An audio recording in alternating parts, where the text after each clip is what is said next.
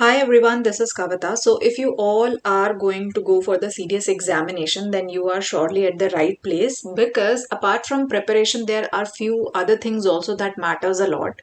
And with a week's time left now, this video will help you to really make and break your score. So, in this video, basically, I will cover the most effective last week tips and strategies that you need to follow and which can also maximize your marks and make you stress free. तो आज हम examination की तो definitely बात नहीं करने वाले हैं बिकॉज आई नो आप सबने बहुत अच्छी प्रिपरेशन कर रखी है, बहुत आपने मेहनत करी है अपने एग्जामिनेशन को प्रिपेयर करने के लिए.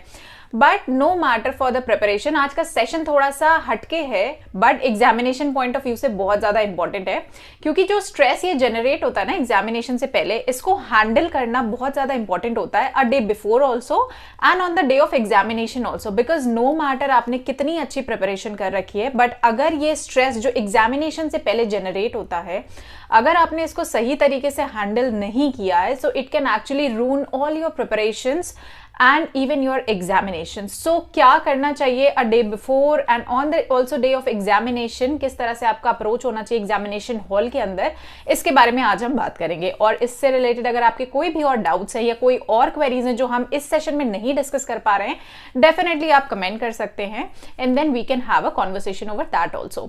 सो talking about a day before examination, so as I said I know आप सबने दिन रात मेहनत करी है अपने एग्जामिनेशन की प्रिपरेशन के लिए, आप सब ने बहुत अच्छी प्रिपरेशन करी है and you are all ready for the examination.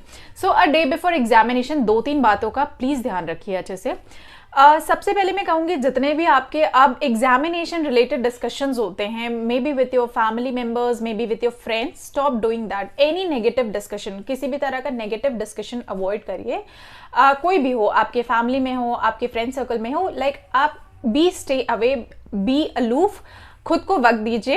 And इस तरह के किसी भी डिस्कशन में, चाहे सोशल मीडिया प्लेटफॉर्म्स पे हो गए, चाहे इंडिविजुअल पे लेवल पे हो गए, कोई भी डिस्कशन मत करिए. Second and most important thing is कि रिविजन मोड. आपको पता है आपके स्ट्रेंथ्स क्या है, वीकनेस क्या है. आई एम श्योर आपने इस एग्जामिनेशन के लिए जब प्रिपरेशन स्टार्ट करी होगी तो आपने एक प्रॉपर स्ट्रैटेजी अपनी बनाई होगी, आपने अपना एक टारगेट सेट किया होगा कि आपको इतने क्वेश्चंस अटेम्प्ट करने हैं, आपको किन सेक्शंस पे ज्यादा फोकस करना है. So depending upon that strategy, जो आपने स्ट्रैटेजी बनाई होगी, टेक दैट स्ट्रैटेजी, उसका पेपर ले लीजिए, अपने सामने रखिए और जब आप अपना रिवीजन कर रहे हो ना, तो उसी अकॉर्डिंग अपना रिवीजन करें कि आपको किन सेक्शंस पे फोकस करना है, कौन से पेपर आपको लगता है कि आपकी उन पेपर्स में स्ट्रेंथ है, किस में आपकी वीकनेस है. तो उस तरह से रिवीजन भी आप उसी मोड से करिए, ठीक है. थर्ड इंपॉर्टेंट थिंग इज कि कोई भी नए पॉइंट्स को टच करने की जरूरत नहीं है. आप बहुत सारी चीजें जैसे आप सोशल मीडिया प्लेटफॉर्म्स पे देख सकते हैं, इंपॉर्टेंट टॉपिक्स या इंपॉर्टेंट करंट अफेयर्स, एमसीक्यूज, दोस्तों के साथ डिस्कशन हो गया. Even on the day of examination जब आप पहुंचते हैं तो जनरल डिस्कशंस हो जाते हैं कि यू नो मैंने ये टॉपिक कवर किया है, कोई कहता है मैंने ये टॉपिक कवर किया है. तो उससे क्या होता है, जब हम ऐसी चीजें सुनते हैं एंड फॉर इंस्टेंस अगर हमने वो टॉपिक नहीं कवर किया तो थोड़ा सा हम वरीड हो जाते हैं, प्रेशर ऑटोमेटिकली जनरेट हो जाता है, फिर उससे रिलेटेड हम चीजें पढ़ने लगते हैं. तो ऐसे में होता क्या है, जो चीजें आपने पढ़ी हैं, जो चीजें आपने रिवाइज करी है ना, वो भी ब्लैंक हो जाती है. And it's a very common experience जो अक्सर कैंडिडेट्स को होता है. तो आते हुए सवाल भी आपने देखा होगा कभी कभी हम नहीं अटेम्प्ट कर पाते या गलत अटेम्प्ट करके आते हैं. सो इस तरह के, जैसे मैंने बोला कि negative discussions plus all these sort of discussions नए टॉपिक को लेके, इनसे आप दूर रहिए. You need to be confident enough कि जो भी प्रिपरेशन आपने की है, जितनी भी की है, जिन भी टॉपिक्स को आपने चूज करके अपनी प्रिपरेशन स्टार्ट करी है, तो वही टॉपिक्स एग्जामिनेशन में आएंगे. Those are the core strength of yourself and this is how you will clear your examination with the help of your strategy. तो अपने आप पे भरोसा जरूर रखिए, अपना कॉन्फिडेंस मत डाउन करिए, किसी भी रीजन की वजह से अपना कॉन्फिडेंस लो मत जाने दीजिए. अगर मैं इंडिविजुअल पेपर्स की बात करूं, so focus, I am sure जैसे मैंने बोला कि आपने स्ट्रैटेजी बनाई होगी. सो इंग्लिश इज समथिंग जो आपको आपकी कट ऑफ क्लियर करने में हेल्प करता है. तो इंग्लिश में जितना आप लास्ट मिनट रिवीजन कर सकते हैं, प्रीवियस ईयर के पेपर्स देख सकते हैं, तो वो आपको हेल्प आउट करेगा. बिकॉज इंग्लिश आपको आपकी कट ऑफ और मेरिट में दोनों में हेल्प करता है. English is quite easy also comparatively to other papers of this particular examination. तो इंग्लिश को लास्ट मिनट आप जितना ज्यादा से ज्यादा प्रेफर करके रिवाइज कर सकते हैं, that is going to help you a lot. Talking about the current affairs section, current affairs में डिपेंडिंग अपॉन योर बैकग्राउंड आपने जो भी सेक्शंस को कवर करा है या जो भी स्टडी मटेरियल अभी तक आपने यूज करा है, I will tell you my guidance would only be that कि उन्हीं मटेरियल से, उन्हीं नोट से रिविजन करिए जो आपने करा है, कोई भी नए सोर्स को टच मत करिए, बिकॉज जैसे ही आप नया सोर्स टच करते हैं जो आपका पुराना सोर्स होता है उसमें आप ऑटोमेटिकली ब्लैंक हो जाएंगे, तो ये चीजें मत करिए, ठीक है। ये हो गई डे बिफोर एग्जामिनेशन की, जो भी आपके स्टेशनरीज हैं, जो भी आपके डॉक्यूमेंट्स हैं, उनको अरेंज करके एक फोल्डर में ऑलरेडी प्रिपेयर करके रख लीजिए, एक अच्छी सी नींद लीजिए और अगले दिन सुबह बिल्कुल फ्रेश होकर एग्जामिनेशन पे जाइए। Now this schedule actually varies, some people want कि रात भर रिविजन करें, कुछ को लगता है कि नहीं अब हम रिविजन नहीं कर सकते, तो it totally depends upon your individual capabilities and capacities. तो अगर किसी को लगता है कि उन्हें रिविजन की जरूरत है, वो रात भर जग के पेपर अच्छा कर सकते हैं, it is up to you. और अगर आपका व्यू इससे वेरी करता है तो डेफिनेटली आप अपना शेड्यूल फॉलो कर सकते हैं, but my particular suggestion will be कि बिफोर एग्जामिनेशन एटलीस्ट 4 से 5 घंटे की sleep is very much important. उससे आपके थॉट्स क्या होते हैं, रिफ्रेश हो जाते हैं, रिकलेक्ट करने में आपको आसानी होती है। This is a psychological fact also. So ये तो हो गई अ डे बिफोर एग्जामिनेशन वाली बात। अब आ जाते हैं a day on the examination, ठीक है। अब एग्जाम वाले दिन क्या करें, तो OMR शीट हो गई, क्वेश्चन पेपर्स हो गए, एग्जामिनेशन हॉल में कैसे हमारा अप्रोच होना चाहिए, क्या चीजें हमें करनी चाहिए, उसके बारे में बात कर लेते हैं। सो जब हमें क्वेश्चन पेपर मिलता है ना, तो बहुत सारे थॉट्स दिमाग में चल रहे होते हैं, बहुत बच्चे अंडर प्रेशर होते हैं, टेंशन होता है कि यार हमने अभी तक एग्जामिनेशन को क्लियर नहीं किया, इस बारी तो हमें एग्जामिनेशन क्लियर करना ही करना है, यानी बहुत सारी बर्डन अपने ऊपर बेसिकली वो लेके चलते हैं। तो किसी भी तरह का, जब आप एग्जामिनेशन हॉल में एंटर करते हैं, किसी भी तरह का बर्डन या थॉट्स जो आपके दिमाग में आते हैं which are not related to the examination, उनको अवॉइड करने की कोशिश करिए जितना ज्यादा से ज्यादा कर सकते हैं। एंड उस time you really need to have faith in yourself. आप एक ही चीज बार बार बोल सकते हैं कि yes I am going to make it this time, I am going to clear this examination this time, ठीक है। First thing is this. Secondly, जब आपको क्वेश्चन पेपर मिलता है, अब जब आप क्वेश्चन पेपर को गो थ्रू करते हैं तो ऑब्वियसली उसमें बहुत सारे क्वेश्चंस ऐसे भी होते हैं जो आपको नहीं आते हैं, but maximum I am sure, क्योंकि आप सब इतनी प्रिपरेशन करके जाते हैं, सो बहुत सारे आपको इजी क्वेश्चंस भी दिखते हैं, डिफिकल्ट तो होते ही होते हैं। सो जो डिफिकल्ट है आपको ये सोचना है कि वो सबके लिए डिफिकल्ट है, अगर वो आपको नहीं आ रहे तो वही लेवल ऑफ डिफिकल्टी सबके लिए भी है।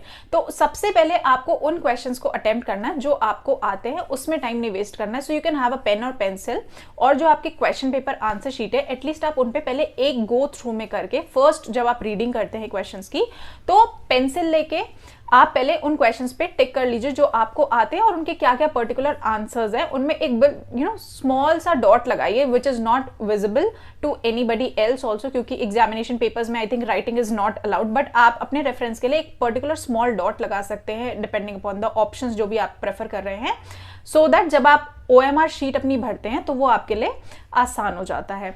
ना OMR शीट भी आप ध्यान से भरिए। बहुत सारे कैंडिडेट्स क्या होते हैं, उनको आता बहुत कुछ है बट OMR शीट वो फिल नहीं कर पाते हैं, फिर होता ही है कि आपका एग्जामिनेशन टाइम खत्म हो जाता है ना। OMR sheet also requires a lot of time, क्योंकि बहुत धीरे धीरे आपको ध्यान से फिलअप करना होता है, ऑप्शन सही फिल करने चाहिए होते हैं एक बारी, क्योंकि जहां पे आपने डॉट या मार्क जो आपने फिलअप कर दिया उसके बाद आप उसको एरेज नहीं कर सकते हैं। तो अगर आप एरेज करके भी करेंगे तो be that answer will not be counted.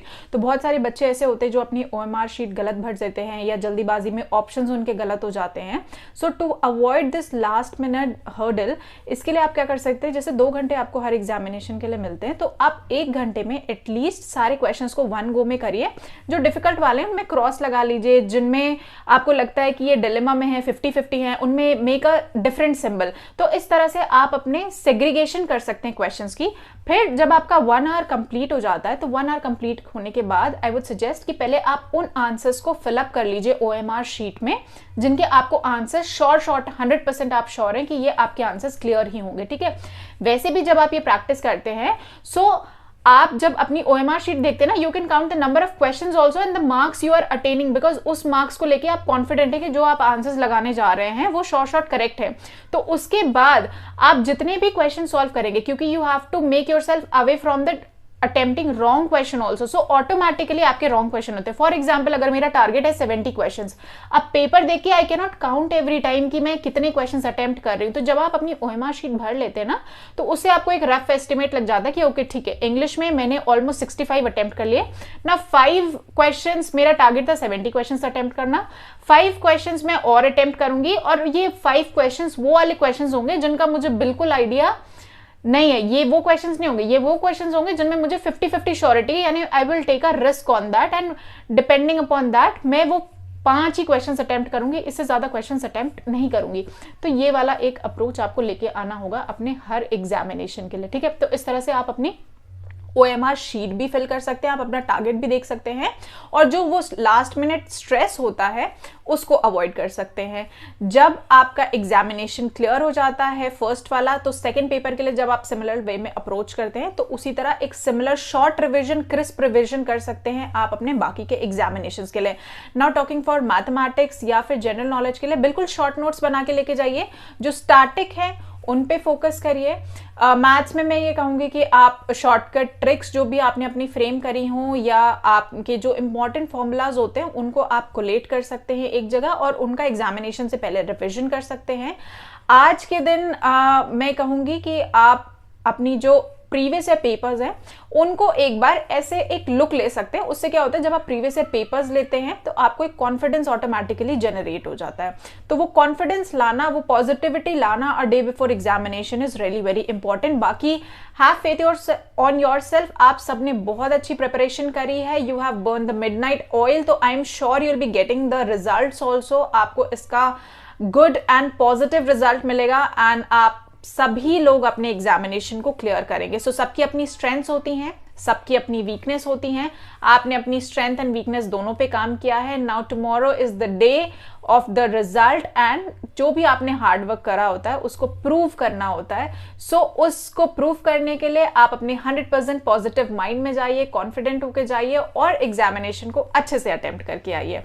And last but not the least, also this is not the end of the life, not the end of your journey. इसके बाद और भी opportunities होते हैं डिफेंस में जाने के लिए, alternate options भी होते हैं, so keep trying for that also. But you know, be chill, be cool, and be confident enough. Have faith on yourself. ठीक है?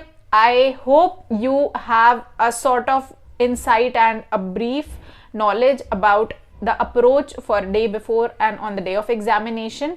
And all the best to everyone. And you will all clear your examination. Just have faith on yourself. Jai Hind.